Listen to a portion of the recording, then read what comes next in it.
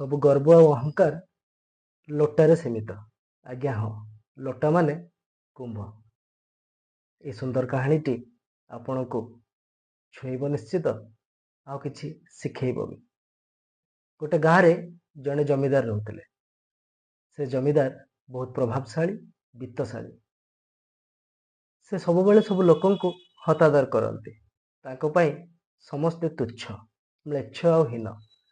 ଜାତିଆଣ ମନୋଭାବ ତାଙ୍କ ମନରେ ବହୁତ। ସବୁବେଳେ ସେ ଲୋକଙ୍କୁ ଘୃଣା ଦୃଷ୍ଟିରେ ଦେଖନ୍ତି।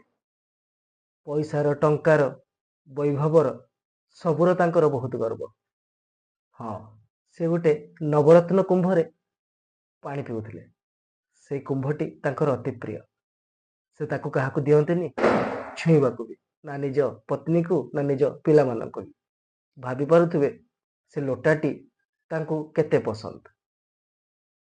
ଆଉ ଗୋଟେ ବହୁତ ମଜାର କଥା ହଉଛି, ଲୋକମାନଙ୍କୁ ସିନା ନୀଚ ଭାବନ୍ତି, ଛୋଟ ଭାବନ୍ତି, ଗରିବ ଭାବନ୍ତି, କିନ୍ତୁ ସେଇମାନେ ପରସି ଦେଲେ ଖାଇଦିଅନ୍ତି, ରାନ୍ଧିଲେ ଖାଆନ୍ତି, ତାଙ୍କର ଲୁଗାପଟା ସଫା କଲେ ପିନ୍ଧି ଦିଅନ୍ତି, ଚୁଟି ବି କାଟନ୍ତି, ଆଉ ସବୁ ପ୍ରକାରର ଘଷା ମୋଡ଼ା ସବୁ କରନ୍ତି।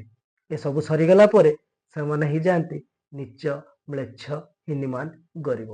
ଗରିବ ମାନେ ସତେ ଅବା ତାଙ୍କ ଆଗରେ କୀଟ ପତଙ୍ଗ। ଦିନକର ଘଟଣା, ରଘୁ ମଉସା, ଯିଏକି ତାଙ୍କର ଜଣେ ଅତି ବିଶ୍ୱସ୍ତ ଲୋକ, ସେଇ ଲୋଟା ପାଖ ଦେଇ ସେ ଯାଉଥାନ୍ତି ଯେଉଁଠି ସେ ଲୋଟାଟି ରଖିଥାନ୍ତି ଜମିଦାର। ସେଇ ସମୟରେ ତାଙ୍କୁ ହଠାତ୍ ହାଇ ବ୍ଲଡ ପ୍ରେସର ଆସେ। ଦେହ ଟିକେ ଭଲ ଲାଗେନି, ଝାଳ ଗମ ଗମ ହେଇକି ବହିଯାଏ, ଆଉ ସେ ପଡ଼ିଯାଆନ୍ତି। ତାଙ୍କର ଏଭଳି ମୂର୍ଚ୍ଛିତ ହବା ଦେଖି ଯଦୁ ମଉସା ଧାଇଁ ଆସନ୍ତି। କୁହନ୍ତି, ପଡ଼ିଗଲ ରଘୁ ମଉସା, କ'ଣ ହେଲା? ଛାନିଆ ହେଇ ପଡ଼ନ୍ତି। ତାକୁ ଉଠାଇବା ପାଇଁ ଚେଷ୍ଟା କରନ୍ତି।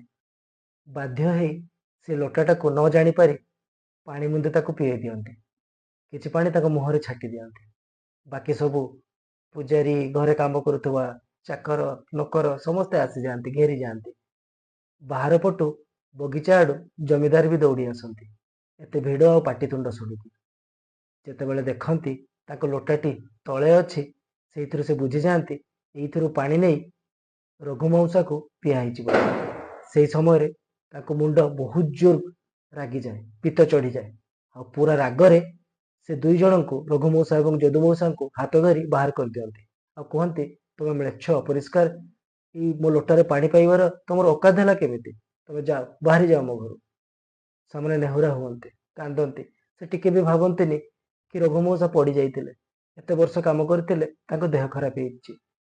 ସେ ବିଷୟରେ ସେ ନ ପଚାରି ବରଂ ତାଙ୍କ ଅହଙ୍କାର ଏବଂ ଗର୍ବରେ ସେ ଭାସି ଯାଆନ୍ତି ଏବଂ ତାଙ୍କୁ ଧିକ୍କାର ଦିଅନ୍ତି।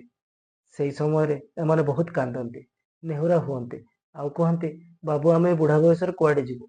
ଆପଣ ଆମକୁ ରଖିଦେଲେ ହୁଅନ୍ତାନି? ଜମିଦାର ତାଙ୍କ କଥା ମାନନ୍ତିନି। ଅନ୍ୟ ଚାକର ଚାକରାଣୀ ମାନେ ଗୁହାରି କରନ୍ତି ଜମିଦାରଙ୍କୁ, ବାବୁ, ତାଙ୍କୁ ଟିକେ କ୍ଷମା କରିଦିଅନ୍ତୁ। ସମସ୍ତଙ୍କର ଏଇଭଳିଆ ମନୋଭାବ ଦେଖି ଜମିଦାରଙ୍କ ପତ୍ନୀ ସିଏ ବି ଅନୁରୋଧ କରନ୍ତି, ରଘୁ ମଉସା କୁଆଡ଼େ ଯିବେ ଏ ବୟସରେ? ତାଙ୍କୁ ତମେ କ୍ଷମା କରିଦିଅ, ସେ କେବେ ଆଉ ତୁମ ଲୋଟାକୁ ଛୁଇଁବେନି। ତାଙ୍କ କଥା ଶୁଣି ଜମିଦାର ଲାଷ୍ଟରେ ସ୍ଥିର କରନ୍ତି ଯେ ତମେ ଏ ଘରେ ରହିବ, କିନ୍ତୁ ଏ ଘର ଭିତରକୁ କେବେ ପ୍ରବେଶ କରିବନି, ବାହାରେ ରହିବ। ଯାହା ବି ହଉ, କାକୁତି ବିନତି ନେହେରା ହେଇ ଯଦୁ ମଉସା ଆଉ ରଘୁ ମଉସା ଦୁଇ ଜଣ ଯାକ କାନ୍ଦି ବାହାରକୁ ପଳାନ୍ତି। ଭାବନ୍ତି, ଆମେ କେତେ ହୀନ, ଆମେ କେତେ ନୀଚ। ପାଣି ମୁନ୍ଦାଏ ପିଇଦେଲେ ବୋଲି ବାବୁ ଆମକୁ କେତେ ଗାଳି ଦେଲେ, କେତେ ଧିକ୍କାରିଲେ, କେତେ ଆମକୁ ଖରାପ ଭଲ କହିଲେ।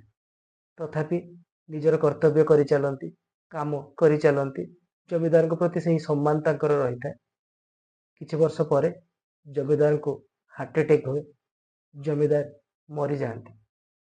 ମରିଗଲା ପରେ ତାଙ୍କର କ୍ରିୟା ହୁଏ ଏବଂ କ୍ରିୟାକର୍ମ ପରେ ହିନ୍ଦୁ ଧର୍ମ ଅନୁସାରେ ଯେମିତି ଅସ୍ଥି ବିସର୍ଜନ କରାଯିବ, ତାର ମଧ୍ୟ ପ୍ରଚଳନ ହୁଏ। ସେହି ସମୟରେ ଖୋଜା ପଡ଼େ ଗୋଟେ କୁମ୍ଭର ବା ଲୋଟାର, ଆଉ ସେଇ ଲୋଟାଟି ଆଣି ଦିଆଯାଏ, ଯେଉଁ ଲୋଟାଟି ତାଙ୍କର ନବରତ୍ନରେ ତିଆରି, ତାଙ୍କର ପ୍ରିୟ ଲୋଟା, ଯେଉଁ ଲୋଟା ପାଇଁ ସିଏ ଏତେ ମାତ୍ରାରେ ଭଲ ପାଉଥିଲେ ଲୋଟାକୁ। ଶେଷରେ ସେ ଲୋଟା ଆସେ, ସେଇ ଲୋଟାରେ ତାଙ୍କର ଅସ୍ଥିକୁ ରଖାଯାଏ, ଆଉ ସେଇ ଲୋଟାରେ ଅସ୍ଥିକୁ ରଖି गोटे जगार रखी दि जाए। समस्ते चाही था से लोटा को। जदुमूषा रघुमूषा को आखि को चाही था, रघुमूषा जदुमूषा को आखि को चाही था। जदुमूषा कहते सबू गर्व और अहंकार, रघुमूषा कहते से लोटारे।